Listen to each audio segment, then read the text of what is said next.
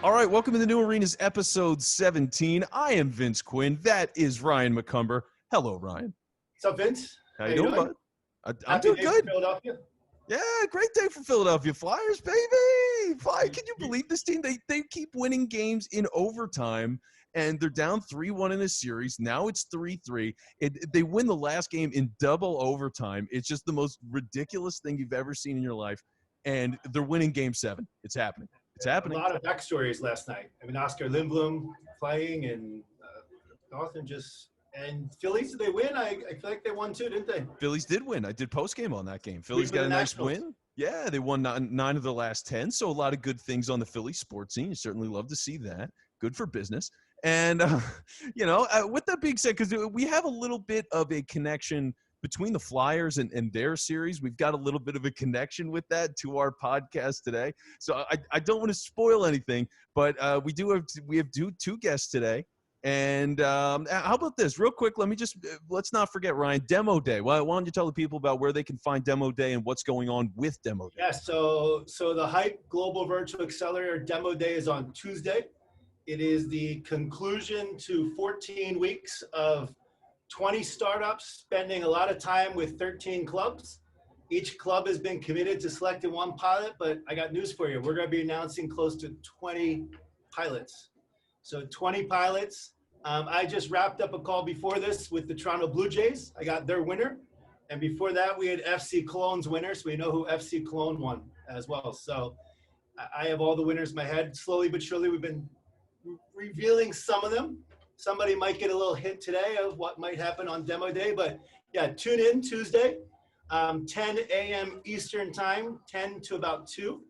And you can find the registration just down here in the comments. We'll put it down below. Or you can go to the Hype website. But yeah, it's the Hype Global Virtual Accelerator Demo Day. It's going to be really 13 clubs talking about the 20 pilots, the scope, what it's about, the latest and greatest, and really basically solved Corona issues. So all this was about solving Corona pandemic type issues that these clubs faced.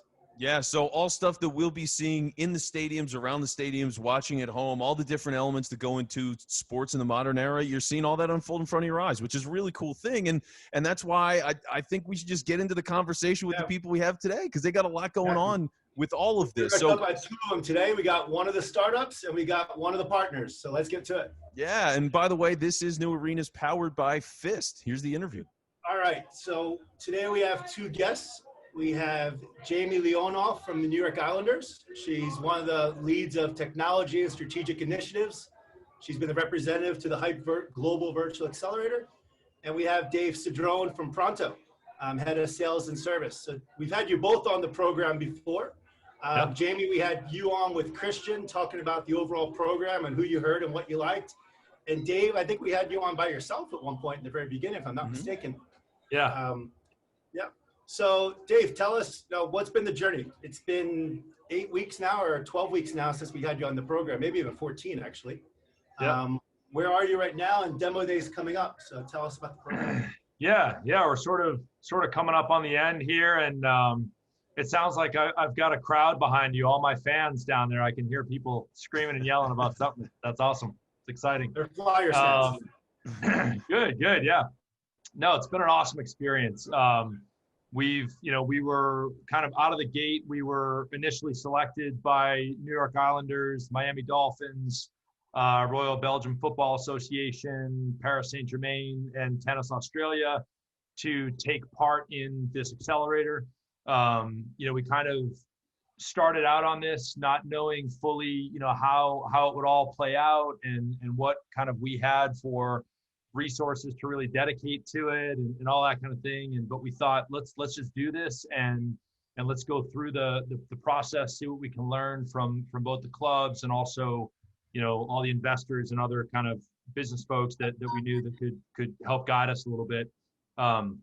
So it's forced some really good, interesting conversations. I think a lot of the folks that we've worked with have also helped kind of shape and pivot the value prop of the technology itself and the solution. Obviously, we're doing all of this, as we know, amidst the reality of a global pandemic. And so, on the one hand, it's tempting and easy to try to force solutions into, becoming a COVID-19 solution. But that requires a lot of careful thought. And I think, you know, a lot of what we've kind of gone through has helped us figure out more deeply where our technology has value, in particular in sponsorships and partnerships and brand activation and data acquisition, in addition to the things that we kind of more natively came to the table with, which was more in the realm of complete contactless solutions for, you know, payment and access and experiences in venue.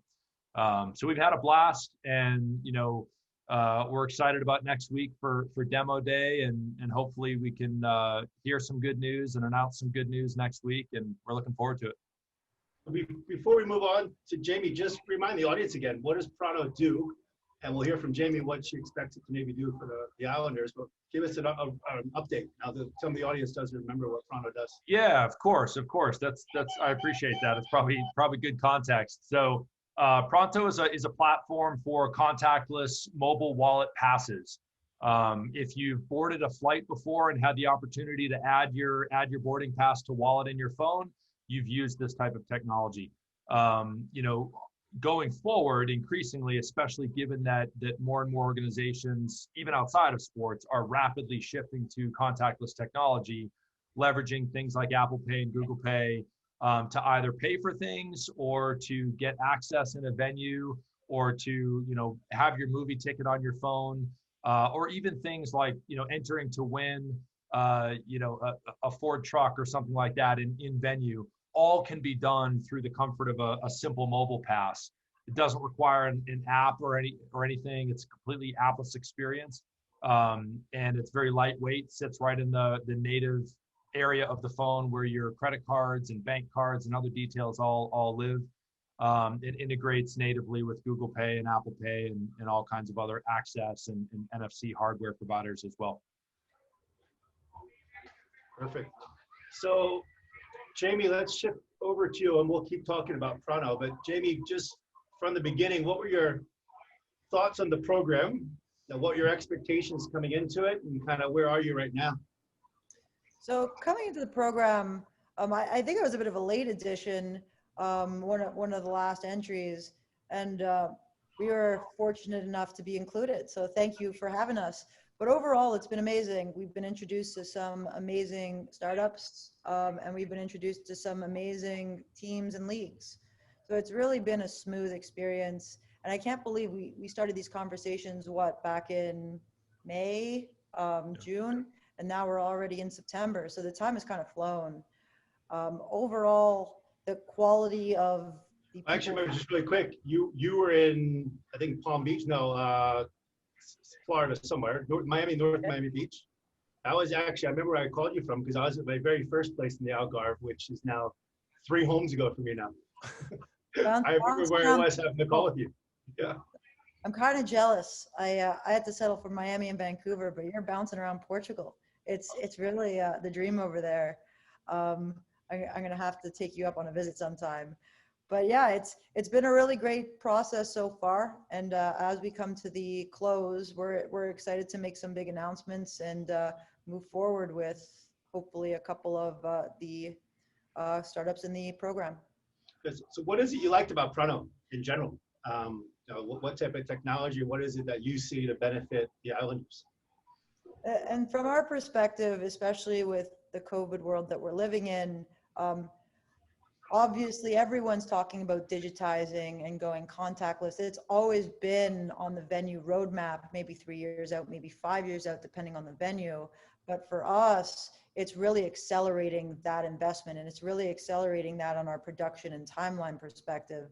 So where Pronto comes in, and companies like Pronto, is the ability to activate customers on their phone. And one particular thing that got me excited is constantly we're looking for platforms for enter to win technologies and organizing that data and putting the ticket and the experience in a way that the customer can engage in a smooth fashion has always been a bit of a challenge. And so come around an NFC company like Pronto that looks to take the enter to win and really transition to that digital first experience is exciting for us. And as we continue our conversations with Pronto, big picture, we really think it's just one of many areas that we can continue to digitize and push towards that seamless, frictionless customer experience. And as we are going through the COVID landscape and fan behavior is changing and fan expectations are changing, we want to make sure that we're at the very front of that line of companies and teams and venues that really are adopting and keeping tabs on the way the customer is going to expect a frictionless experience in the future. Yeah, and one of the things that I'm wondering about is how much do you think the participation goes up from the idea that it is contactless or that it is digital? You know, there's something for people occasionally. For example, if somebody's online, their willingness to say something isn't exactly the same as it is in person, right? Like people are going to act a little bit differently. There's something about that digital wall, if you will. Is there something to be said for just people entering into more contests and things like that because it is mostly through the phone? When I think about it, I think what are the barriers to entry? And why don't more people participate? Are the prizes not good enough? Is the timing wrong?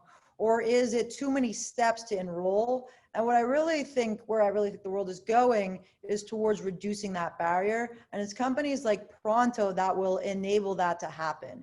How can we make it easier for the customer to participate? How do we make that experience frictionless?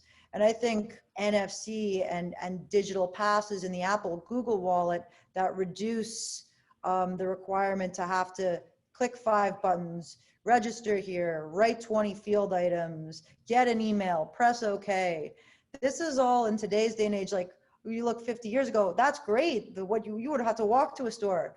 But as technology emerges, the customer's expectation of just how easy it needs to be for them to participate keeps getting higher and higher. And that's where I think there's value in being at the bleeding edge of how can we make that experience, how can we reduce the number of clicks, how can we reduce the number of steps so that the customer really has no excuse to not want to engage.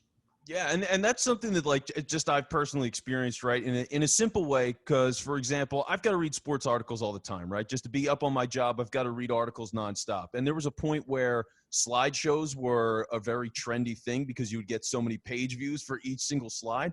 And it got to a point where as soon as I saw a slideshow, I was out of there because I'm not going to waste the time going through all of these different page loads and all these different screens when I should be able to just scroll through and get all the information I want. And sure enough, a lot of slideshows have disappeared, you know? So it's just, it's one of those things that the simpler it is, like 100%, whatever you can do to make it as easy as possible, people really do respond to that.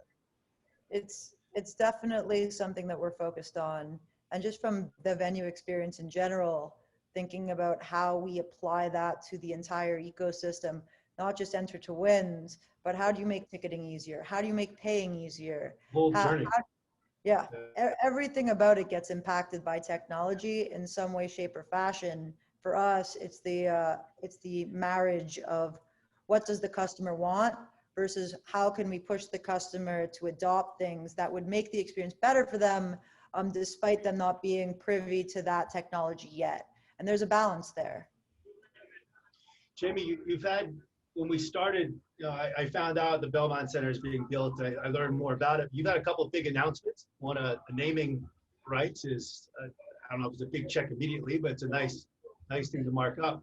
But has anything of the build been accelerated, or has any of your digital roadmap been accelerated? Maybe tell us about the new naming rights and any other big announcements coming.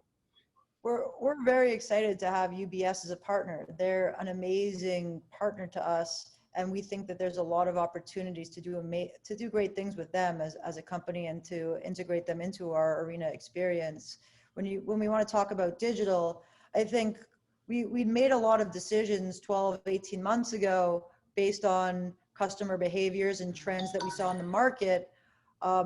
And we kind of moved forward from those things. And then COVID happened, and all of a sudden we found ourselves saying, wait, all of the data that we use to make those decisions, well, not that it's not true anymore, but now there's a lot of question marks. So one, we can't sit here and say we know what customer behavior is going to be post-COVID.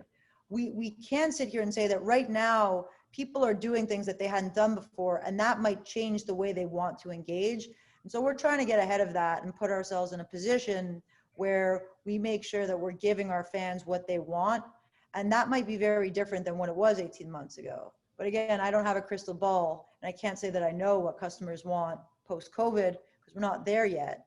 But we're trying to at least understand what that could be and be in a place where we could easily flip those things on and make that experience that much better for our fans. And that's really smart, by the way, because the thing is, you don't know how long the gap is really going to be between when people were last in the stadium and when they come in again. I mean, if it's a year and a half or 2 years, like I hate to be that pessimistic, but if it's something like that, that's a long time. And there's so much that goes on within that time. I mean, it could be radically different how people respond in there.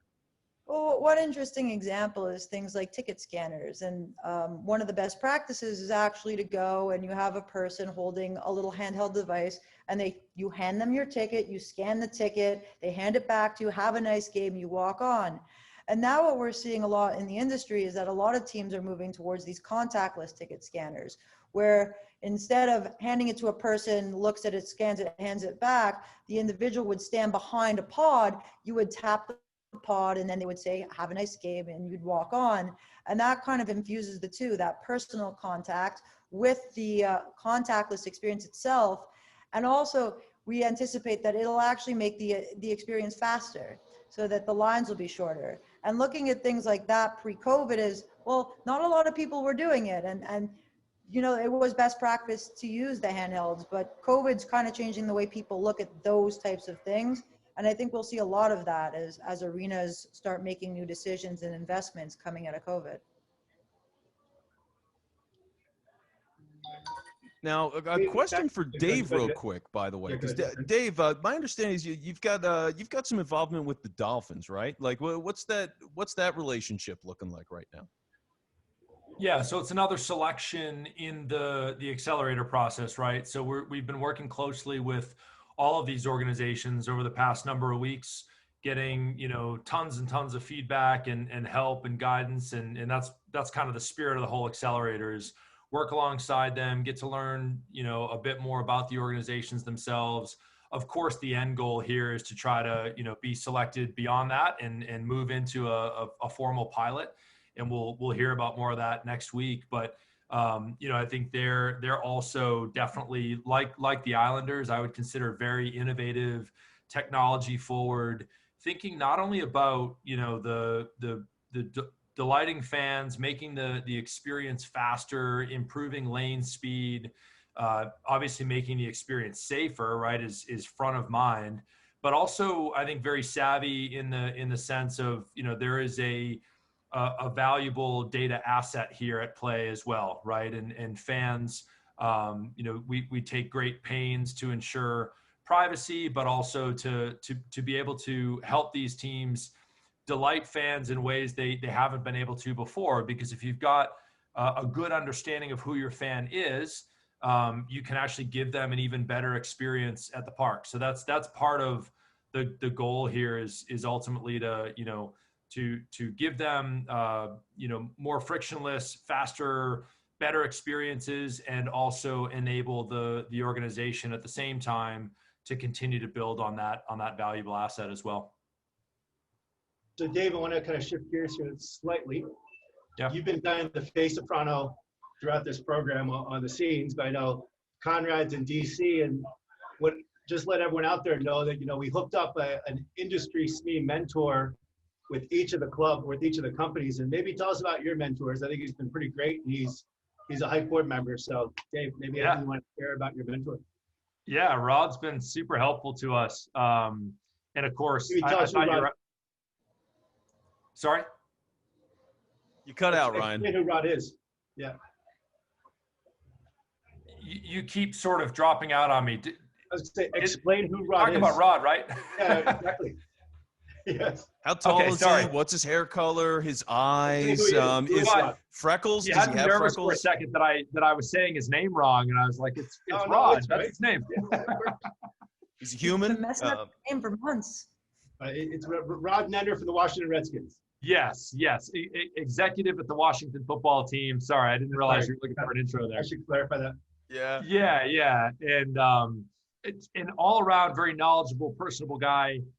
but also just very, very kind of thoughtful in some of the questions and in guiding us, as part of the accelerator itself. There's obviously the conversations that we have with the teams themselves, but there's also a separate track with investors as well, and kind of trying to help all of the different organizations prep our pitch decks, and that's kind of a different path entirely.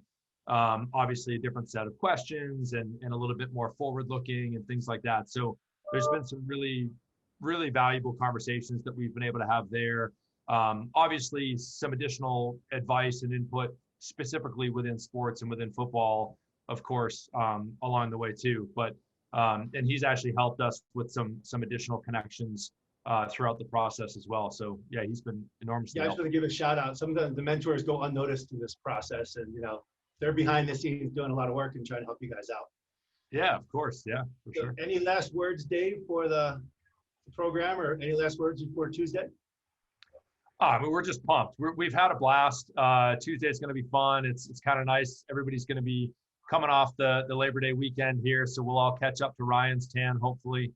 And yeah, no, we're psyched to watch everybody else as well, and super happy for the success that all the other startups have had. And then I think just there's a real moment happening in a lot of ways right now. And I think the reality of the pandemic is difficult and challenging for everybody in personal and professional ways, but also it's presented some new opportunities for technology.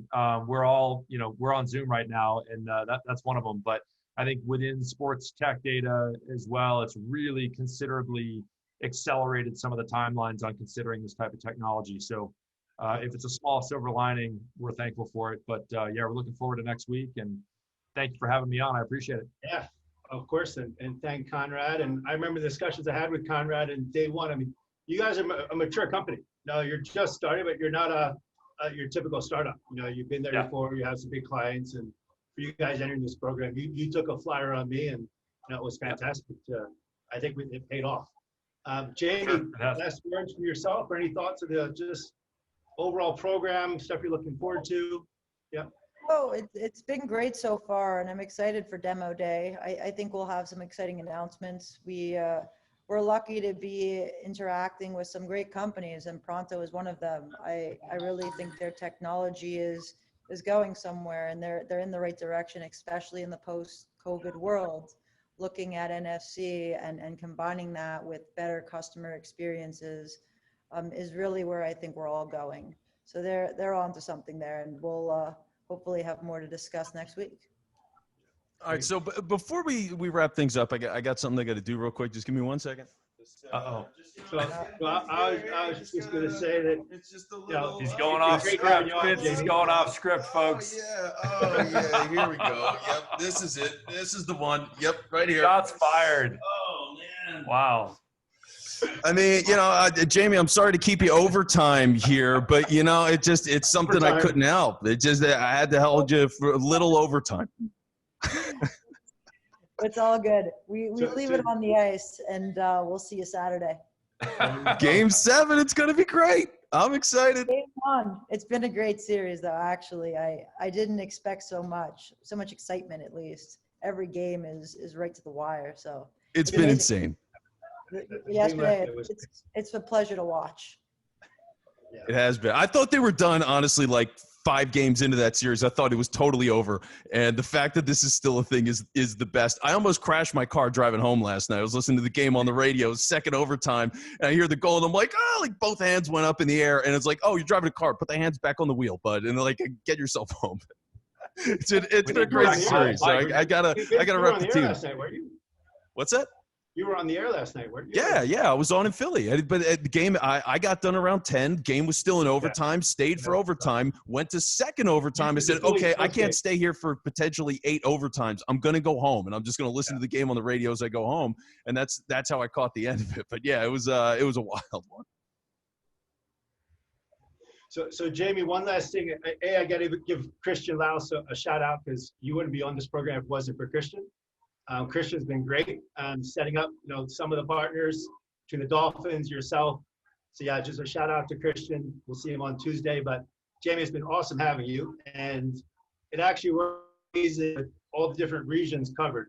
I don't know if everyone actually noticed that, but we have Miami, New York, LA, San Fran, and our token Canadian Blue Jays. So it kind of spaced out North America. It worked out fantastic. And having a team in New York, my home, was great. Vince, hopefully we'll get one in Philly for round 2. We'll see. That's right. I'll leave it up to you. But Jamie, thank you for being part of this. I do remember the first day conversation and you just trying to learn about it and say, let me come back to you. I need to talk to the executives. And you came back and you're like, we're in. So it was great. So thank you, Dave. Thank you. And see you on Tuesday. And Thanks, everybody. And Jamie, we'll see you at Game 7. Yes, we will. All right. All right. Thanks for coming on, guys. Good luck with everything. Thanks, guys. Ryan, we're winning Game 7. I just got to follow up on it. I just got to make sure that everybody in the world knows, because we do have a global audience. Flyers are winning Game 7. They're beating the Islanders. I'm glad we got Jamie before she got too sad from her team losing. So this was a good time. I'm glad we could sneak her in beforehand. And by the way, but this is very important as well. It's very important for the show. Is when the Flyers win Game 7, we're going to be popping champagne, right? And a nice berth in the Eastern Conference Finals. We're going to do some virtual champagne in a Vichy watch room. That's right. They are. We're gonna have bottles in the watch room, but that's gonna be the next big rap song that comes out. Bottles in the watch room. But here's the thing that I'm wondering, Ryan, is as much as we might be drinking champagne shortly, I know you're probably drinking some wine right now. What are you up to over there? Yeah, today we got some Vino Verde. So back to that original bottle that Tiago got me. Green wine. You see the tint of green? Yeah. Smooth. Fantastic stuff on an 85 and sunny day here in the marina. Nothing like LA, where apparently it's 110 today. I was just on a call earlier with Jerome Williams, and he's like, in Vegas, it's 110. Ew, that's terrible. Yeah. I just, no. 110 sucks. Oh, God, that's awful. And it's September. We don't need 110 in September. I don't care where you are. That's too hot. Yeah. Oh, my God. All right, so let's do this.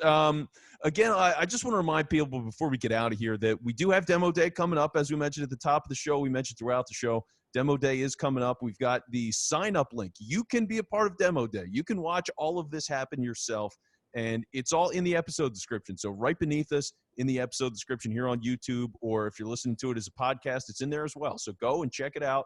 Make sure you sign up. That's going to be on Tuesday. Any club in the world of any, if you're a high school, a college, a minor league team, a pro team, you're going to want to hear about this, because these are solutions that are all being rolled out at tier 1 clubs around the world. So it doesn't matter if you're, a tier 2 club or even a pro sport. Anywhere in the world, these solutions fit for you.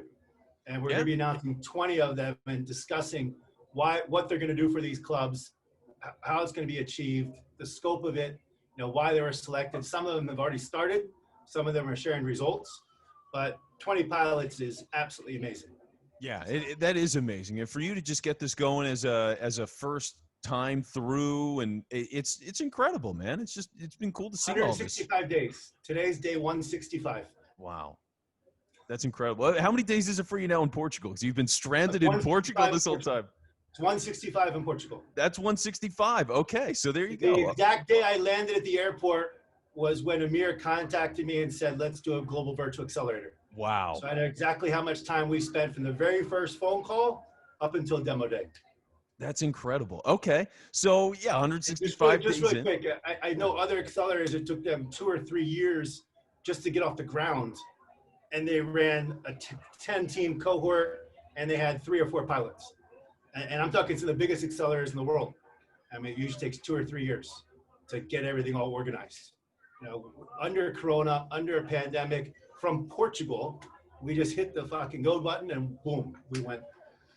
See, this is the guy to talk to, ladies and gentlemen. That's what it comes down to. If you want to get done, Ryan McCumber is who you go to. That is the man right there on my left. So, Ryan, as you drink your fine sip of wine and continue to enjoy that over there in Portugal, I'm going to let you go and enjoy the fine evening. You got a nice scene there, the nice weather. You're in a good spot. Go enjoy your weekend. We're going to be working all weekend promoting Demo Day. Good. So with the mirror scheduled all weekend. There you go. So again, if you want to sign up and check out Demo Day, that is in the episode description. Otherwise, make sure you like and subscribe to the show. We're working on it. And let's also just remind everyone when they can watch Game 7.